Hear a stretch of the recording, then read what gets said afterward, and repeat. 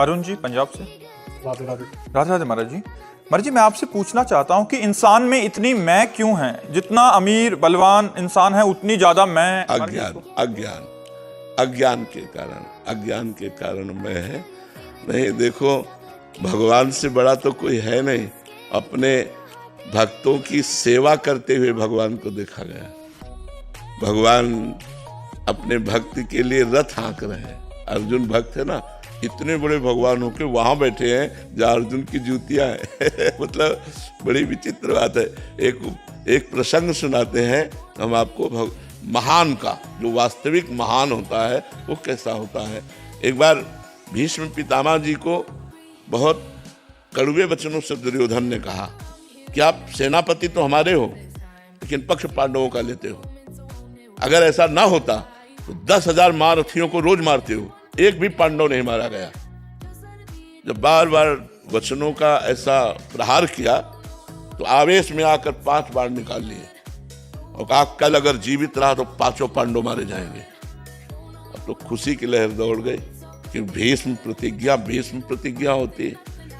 अब ये गुप्तचर लगे रहते थे, दोनों शिविरों में गुप्तचर रहते थे। तो तुरंत गुप्तचर गए और पांडवों से बताया कि तुम्हारे मारने के लिए भीष्म पितामह जी ने 5 बाण निकाल ली और प्रतिज्ञा कर ली। ये बात भगवान श्री कृष्ण को भी, द्रौपदी जी को भी, 5 पांडवों को कोई फिक्र नहीं। भगवान गए और उनका सूचना मिली तुम्हें? हाँ।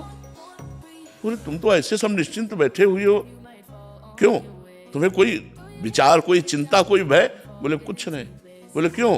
बोले आप हो ना, जिसके चिंता करने वाले आप मुझे इसके विषय में क्या चिंता कर ली? द्रौपदी जी से कहा ऐसा करो, तुम तैयार हो बहु रूप में और यहां से घूंघट करो, आगे चलो और पीछे दासी के कपड़े हमें लाओ। दासी के कपड़े भगवान ले पहले, पीछे पीछे भगवान दासी रूप में, आगे आगे द्रौपदी स्वामिनी रूप में। दरवाजे के पास पहुंचे भीष्म जी, चूंकि महान बाल ब्रह्मचारी, तो बोले पादुका उतारो। पादुका लेकर पीताम्बर में लपेट कर ऐसे खड़े हो गए जिससे दासी खड़ी होती। द्रौपदी जी अंदर गई, प्रणाम किया पितामह को, बोली नहीं, घूंघट करके। पितामह ने विचार, देखो बुद्धि बदलने वाले भगवान ही होते हैं। पितामह ने विचार किया अभी दुर्योधन गया हमसे प्रण करवा के, तो उसकी पत्नी आई होगी आशीर्वाद लेने, उनका सौभाग्यवती हो। तो द्रौपदी जी ने पर्दा हटाया और कहा वह बात सत्य माने या यह बात सत्य माने आपकी? अभी कुछ समय पहले आप प्रण करते हो, 5 बाण निकालते हो कि 5 पांडवों को मार देंगे और संध्या का समय है और इस समय मुझे आशीर्वाद देते हो सौभाग्यवती भव। मैं ये मानूं सत्य बात या वो सत्य बात मानूं? भीष्म जी के होश उड़ गए। बोले वो कहा है जो तुम्हें हाल आया है क्योंकि जान गए कि मुझे चक्कर में फंसा दे, इसका मतलब वो है। वो कहा है?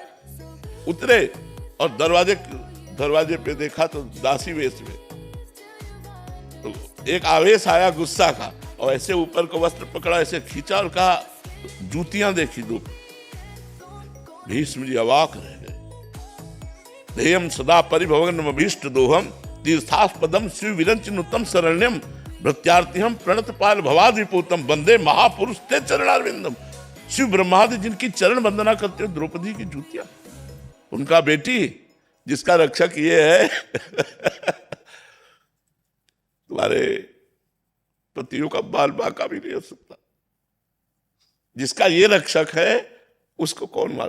तब कहा प्रभु आपने मेरी प्रतिज्ञा टलवाई और आप जब महाभारत का संग्राम प्रारंभ होने वाला था तो आपने प्रण लिया था मैं अस्त्र नहीं गाऊंगा, कल मैं आपका प्रण तोड़ूंगा।